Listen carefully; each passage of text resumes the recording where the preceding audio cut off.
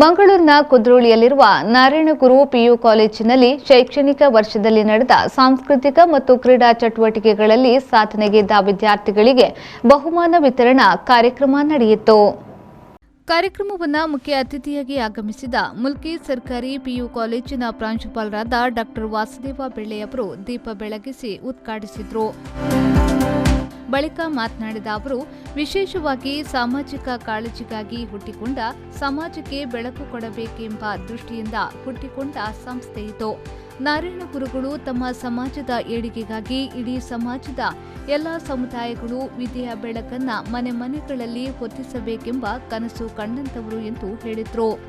ವಿಶೇಷವಾಗಿ ಸಾಮಾಜಿಕ ಕಾಳಜಿಯಿಂದ ಹುಟ್ಟಿಕೊಂಡಂತ ಒಂದು ಸಂಸ್ಥೆ, ಸಮಾಜಕ್ಕೆ ಬೆಳಕು ಕೊಡಬೇಕು ಎನ್ನುವ ದೃಷ್ಟಿಯಿಂದ ಹುಟ್ಟಿಕೊಂಡಂತ ಸಂಸ್ಥೆ, ನಮ್ಮ ಹಿರಿಯರ ಒಂದು ಕನಸು ಈ ಸಂಸ್ಥೆ.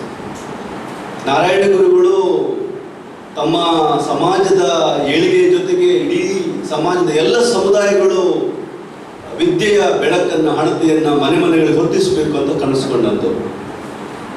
ಬಹುಶಃ ಅವರು ಹುಟ್ಟದೆ ಹೋಗಿದ್ರೆ ಅಥವಾ ಈ ನೆಲದ ಮಣ್ಣಿಗೆ ಬರದೆ ಹೋಗಿದ್ರೆ ಇವತ್ತು ಎಷ್ಟೋ ಮನೆಗಳಲ್ಲಿ ವಿದ್ಯೆಯ ಬೆಳಕು ಅದು ಮೂಡುತ್ತಿರಲಿಲ್ಲ, ಹಣದ ಮೂಡುತ್ತಿರಲಿಲ್ಲ. ಯಾಕೆಂದ್ರೆ ಒಂದು ಕಾಲಕ್ಕೆ ಈ ಸಮುದಾಯಗಳೆಲ್ಲ ಬಹಳ ಕತ್ತಲಲ್ಲಿದ್ದು, ಅಜ್ಞಾನದಲ್ಲಿದ್ದು, ಅಕ್ಷರದಿಂದ ವಂಚಿತರಾಗಿದ್ದು, ಜ್ಞಾನದಿಂದ ವಂಚಿತರಾಗಿದ್ದು. ಜ್ಞಾನ, ತಿಳುವಳಿಕೆ, ಅರಿವು ಅಥವಾ ಒಂದು ಮುಂದಾಲೋಚನೆ, ದೃಷ್ಟಿಕೋನ ಇಲ್ಲದಿದ್ದರೆ ಸಮುದಾಯ ಬೆಳೀಲಿಕ್ಕೆ ಸಾಧ್ಯ ಆಗೋದಿಲ್ಲ. ನಾರಾಯಣ ಗುರು ಎಜುಕೇಷನ್ ಟ್ರಸ್ಟ್ನ ಚೇರ್ಮನ್ ನವೀನ್ ಚಂದ್ರ ಡಿ ಸುವರ್ಣ ಅವರು ಕಾರ್ಯಕ್ರಮದ ಅಧ್ಯಕ್ಷತೆ ವಹಿಸಿದ್ರು.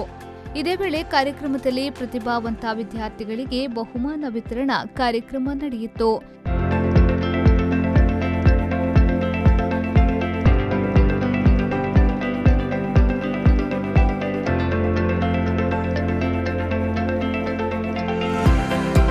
ಈ ಸಂದರ್ಭದಲ್ಲಿ ಕಾಲೇಜಿನ ಪ್ರಾಂಶುಪಾಲರಾದ ರೇಣುಕಾ ಅರುಣ್, ಪಿಆರ್ಒ ಕೇಶವ್ ಬಂಗೇರ, ವಿದ್ಯಾರ್ಥಿ ಸಂಘದ ಅಧ್ಯಕ್ಷರಾದ ಸೃಷ್ಟಿ, ಕಾರ್ಯದರ್ಶಿ ಸಂಜಯ್, ಜತೆ ಕಾರ್ಯದರ್ಶಿ ಮಮತಾ ಉಪಸ್ಥಿತರಿದ್ದರು. ಶರಸಾಲಿಯನ್, ವಿ4 ನ್ಯೂಸ್, ಮಂಗಳೂರು.